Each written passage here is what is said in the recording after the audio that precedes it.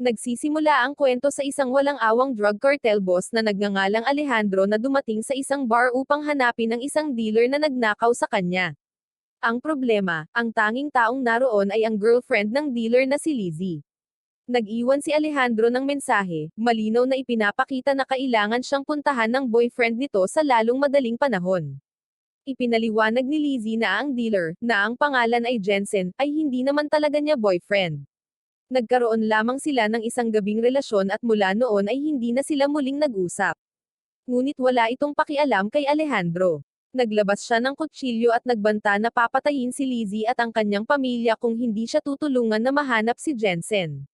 Habang papalabas si Lizzie, isang security guard na nakasaksi sa pananakot ang namagitan at sinubukang pigilan si Alejandro.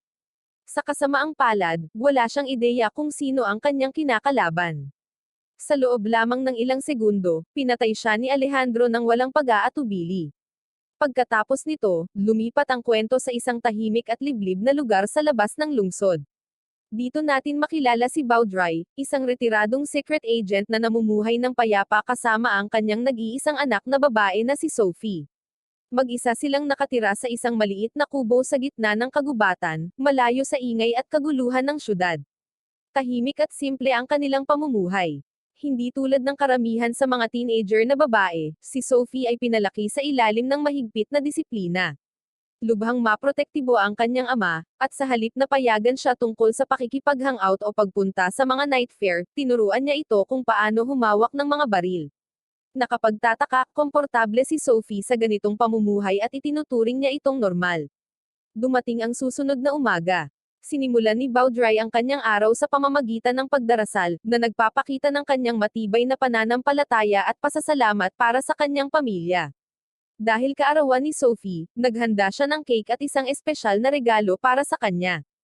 Habang mahimbing pang natutulog si Sophie, nagtungo si Baudry sa bayan upang bumili ng mga gamit sa pangangaso. Sa kanyang paboritong tindahan, nakakita siya ng isang gamit na lawnmower. Maayos pa ang kondisyon nito at madaling ayusin, kaya binili niya ito sa murang halaga. Pagbalik sa kubo, nagising si Sophie at binuksan ang kanyang birthday present. Labis ang kanyang tuwa nang matuklasan niyang ito ay isang semi-automatic na baril, isang bagay na matagal na niyang lihim na ninanais. Matapos itong maingat na itabi, nagtungo siya sa ilog upang manghuli ng isda. Bigla niyang narinig ang isang taong sumisigaw ng tulong. Sa halip na basta sumugod, pinagkatiwalaan ni Sophie ang kanyang survival instincts at bumalik sa bahay upang ipaalam ito sa kanyang ama, na dumating na sa kanilang bahay. Magkasama nilang sinuri ang lugar malapit sa ilog. Hindi nagtagal, natagpuan nila ang isang batang babae na nagngangalang January na palutang-lutang sa tubig, malubha ang mga sugat. Napansin ni Baudry ang isang tama ng bala sa kanyang tagiliran. Gusto niya itong dalhin sa ospital, ngunit si January, na halos wala ng malay, ay nagmakaawa na huwag na. Dahil limitado ang kanilang mga gamit pang medikal, ginawa ni Baudry ang lahat ng kanyang makakaya upang mapigilan ang pagdurugo. Matapos gamutin ang kanyang mga sugat, naghanda si Sophie ng mainit na sabaw ng manok upang matulungan si January na manumbalik ang lakas. Pagsapit ng gabi, binalaan ni Baudry si Sophie na panatilihin ang distansya. Isang estranghero si January na may tama ng bala, at wala silang ideya kung sino talaga siya. Nais lamang ni Baudry na manatiling ligtas si Sophie at maunawaan ang sitwasyon. Kinabukasan ng umaga, nagising si January at napansin niyang nakaposas ang kanyang kamay sa frame ng kama.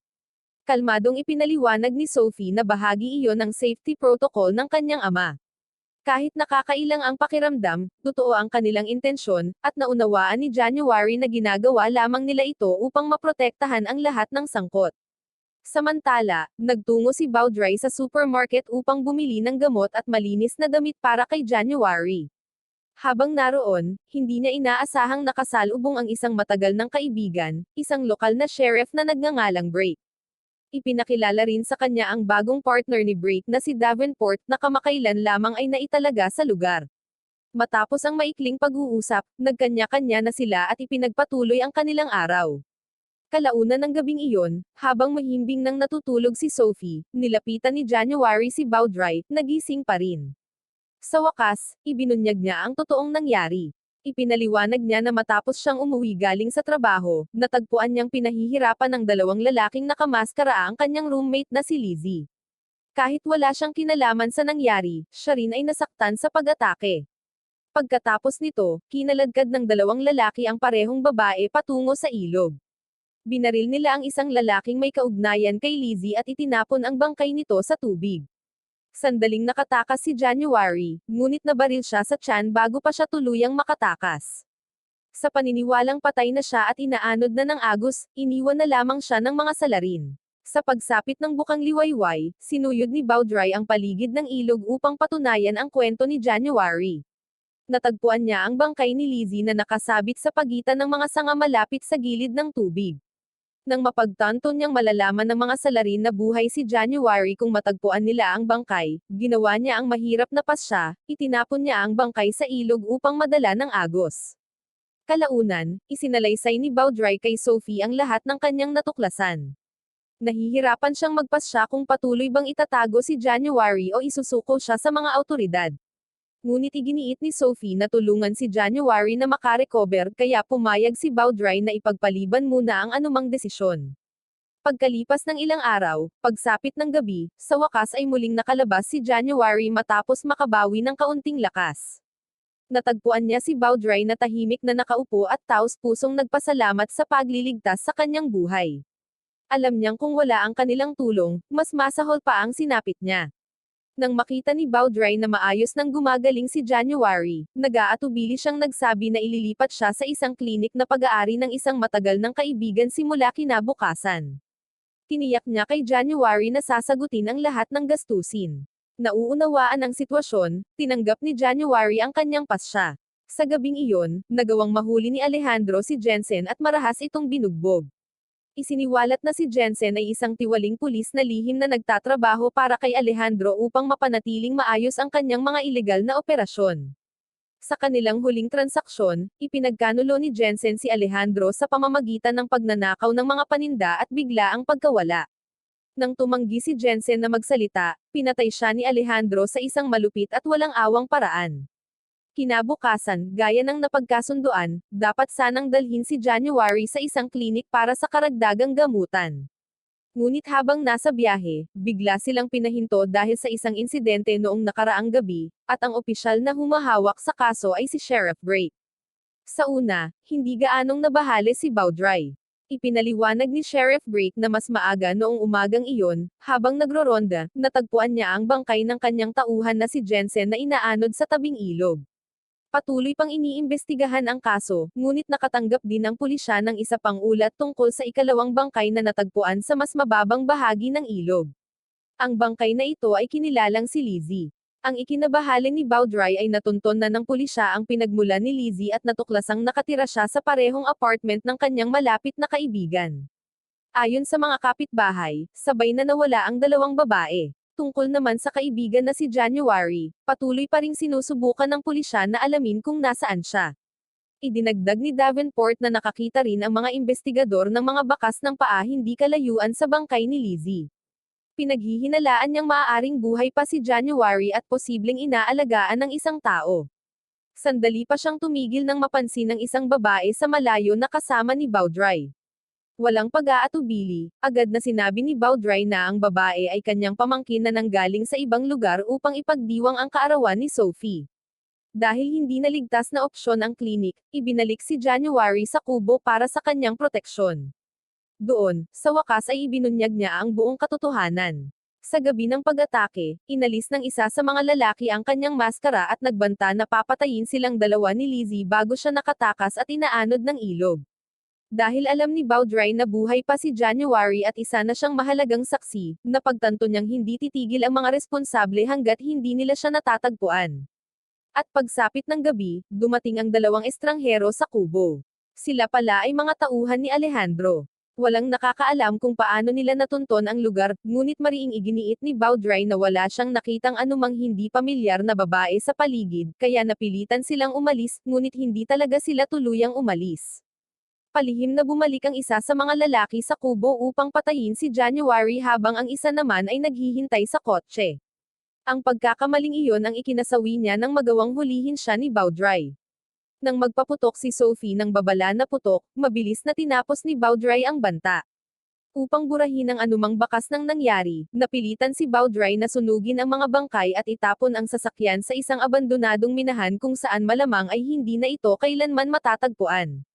Pagbalik nila sa kubo, bumagsak sa iyak si January at humingi ng paumanhin, alam niyang dahil sa kanyang presensya ay nadamay sina Baudry at Sophie sa isang mapanganib na sitwasyon. Pagkatapos nito, palihim na nakipagkita si Baudry kay Sheriff Brake. Inamin niya na ang nawawalang babae mula sa ilog ay buhay at kasalukuyang nasa ilalim ng kanyang proteksyon. Dahil alam niyang magpapadala pa si Alejandro ng mas maraming tauhan, hiniling niya sa sheriff na panatilihin itong lihim at tulungan siyang mailipat si January palayo sa lugar. Bago sila maghiwalay, binigyan ni Baudry si January ng isang bungkus ng pera upang matulungan siyang magsimula ng bagong buhay. Habang inilalayo siya ni Sheriff Brake, pinagmamasdan ni Sophie na may luha sa mga mata, alam niyang nawalan siya ng isang taong itinuring niyang pamilya, at ang masakit na pamamaalam na iyon ang tanging paraan upang manatili siyang ligtas. Kinabukasan ng umaga, paggising nila, nagsimulang mag-alala si Sophie kung kumusta na si January.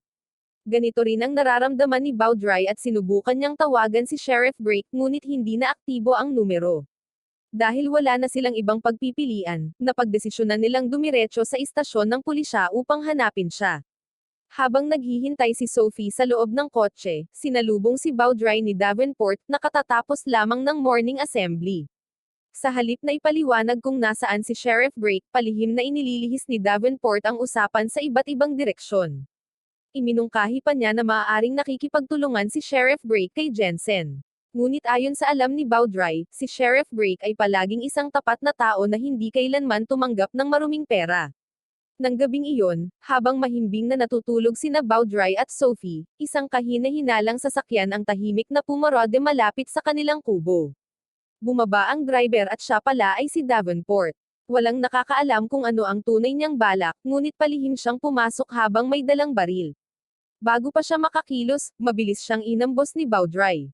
Hindi nagtagal, itinali si Davenport sa isang upuan na may nakabitin na lawnmower mismo sa harap ng kanyang mukha. Nang tanungin, sa wakas ay inamin niya ang katotohanan. Patay na si Sheriff Brake, at si January ay isinuko kay Alejandro makalipas lamang ang ilang sandali matapos ang huli niyang pakikipagkita kay Baudry. Nang marinig na wala na ang kanyang pinakamalapit na kaibigan at si January, hiniling ni Baudry na sabihin kung saan nagtatago si Alejandro. Nang tumanggi si Davenport at hinamon pa siya, wala nang ibang pagpipilian si Baudry kundi puwersahin ang katotohanan mula sa kanya. Nang tuluyan ng ibunyag ni Davenport ang kinaroroonan ni Alejandro, naglaan si Baudry ng sandali upang magsulat ng isang liham para kay Sophie. Sa liham, humingi siya ng paumanhin dahil nabigo siyang protektahan siya gaya ng nararapat. Sinabi rin niya na kung hindi siya makakabalik pagsapit ng umaga, kailangan niyang pumunta sa bahay ng kanyang lola sa Mexico.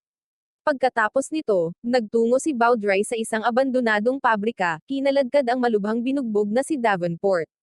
Doon, sinalubong siya ni Alejandro, na puno ng kumpiyansa at pagbabanta, handang patayin kapwa si Baudry at ang kanyang bihag. Lingid sa kanilang kaalaman, palihim na sinundan ni Sophie ang kanyang ama, at sumiklab ang isang marahas na bakbakan. Habang lumalalim si Alejandro sa loob ng gusali, tinamaan si Baudry sa dibdib at bumagsak. Sinubukan ng isa sa mga lalaki na tapusin siya, ngunit mabilis na nakapag-react si Sophie at binaril ang umaatake mula sa malayo, iniligtas ang buhay ng kanyang ama. Ang kanyang matapang na kilos ay naglantad sa kanyang kinaroroonan, at isa pang kaaway ang nagsimulang lumapit sa kanya. Mabilis na nakapag-isip, nilinlang ni Sophie ang kalaban sa pamamagitan ng pag-iwan ng kanyang baril bilang patibong, na inilihis siya. Samantala, pumasok si Baudry at natagpuan si January na buhay at walang pinsala. Natuklasan din niya na buhay pa ang asawa at anak ni Jensen. Habang naghahanap ng susi para palayain sila, biglang sinaksak siya ni Alejandro mula sa likuran. Sa kritikal na sandaling iyon, dumating si Sophie at binaril si Alejandro, pinatigil siya ng tuluyan. Tulad ng dati, dumating si Sophie sa tamang oras. Sa pagkamatay ni Alejandro, sa wakas ay natapos na ang bangungot. Ang mga sumunod na pangyayari ay nag-iwan kay Baudry at January na nangangailangan ng ilang buwan para makabawi. Paglipas ng panahon, tinanggap ni na Baudry at Sophie si January upang manirahan sa kanila, tinitiyak na sa wakas ay makakaramdam siya ng kaligtasan at proteksyon. Wow naman! Doon nagtatapos ang pelikula mga idolo, salamat sa inyong panonood.